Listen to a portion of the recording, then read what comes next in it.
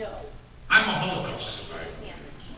And I'm one of the few, at 95, I'm still one of the few that's left to be able to tell the tale.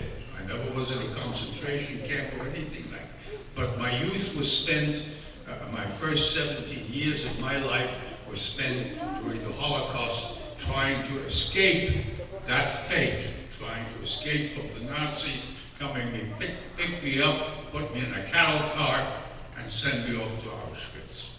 And my parents and I, we were very lucky, we were very fortunate in different ways. We managed to survive. I'll say that much about that. Since coming to America at the age of 17, I never mentioned anything. As a matter of fact, with a purpose, I'm not one of those people that did want to remember. As a matter of fact, I wanted to put it behind me, go on with my life in that wonderful country that I had the privilege to enter at 17 years old and start a new life in freedom and the kind of things that this wonderful country offers to us. So, I went on and I had a wonderful career. I'm not going to, you read it in the book, I'm not going to tell you anything about it, but I had a good life here and a wonderful career. And only recently I retired to the V in Aventura. Maybe we have some Viers here, right? They came in droves to watch me. And so, at that point, I got involved with the Holocaust Memorial in Miami Beach.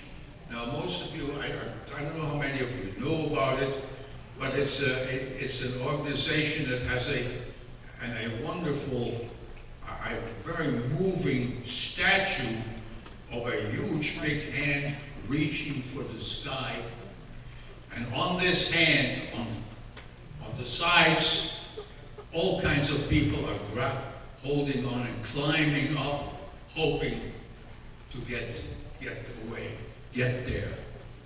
That's the, if you haven't seen it, go see it. In any case, these people, I got involved with them, and then all of a sudden I became sort of aware of my past for the first time, really. And I thought to myself, before I go, I would like to musically express or musically connect myself with my past and do it in the way, my talents are for writing music and arranging and so on and so forth.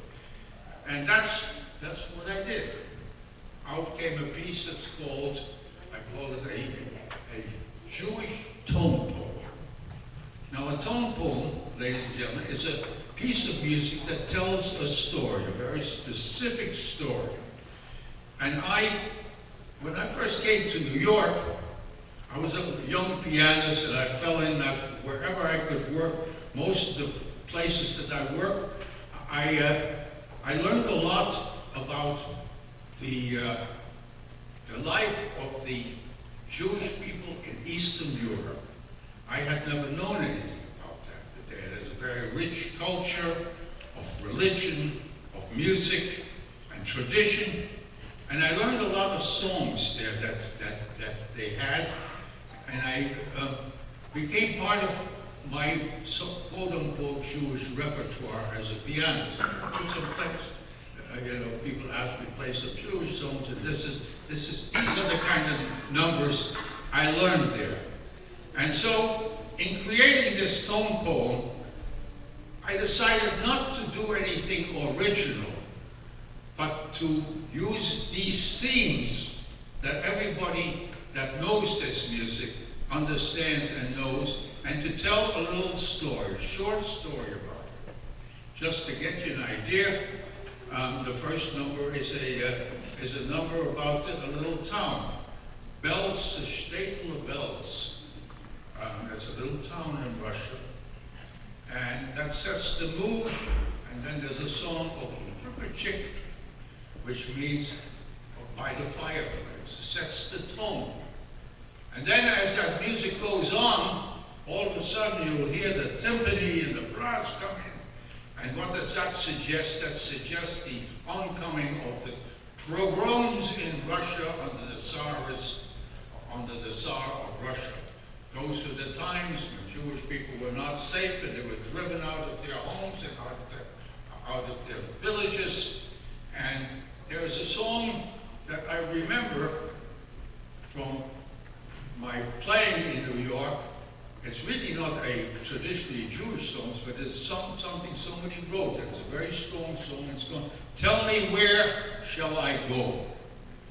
And as you see, that fits in with the narrative now. Where are these people going to go? And so the next number you will hear then is another one.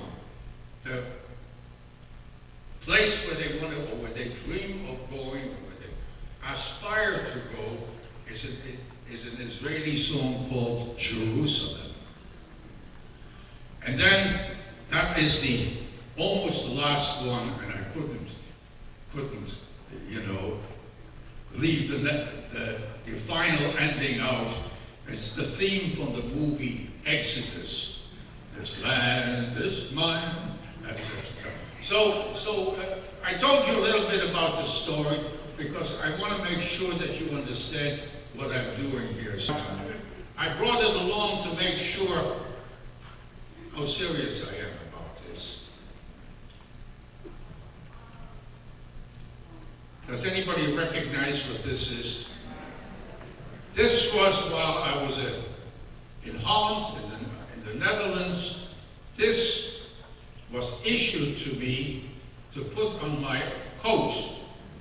Every Jew in Europe, anywhere, in any country that's occupied by the German, had to wear this on their coat on the threat of death if he didn't.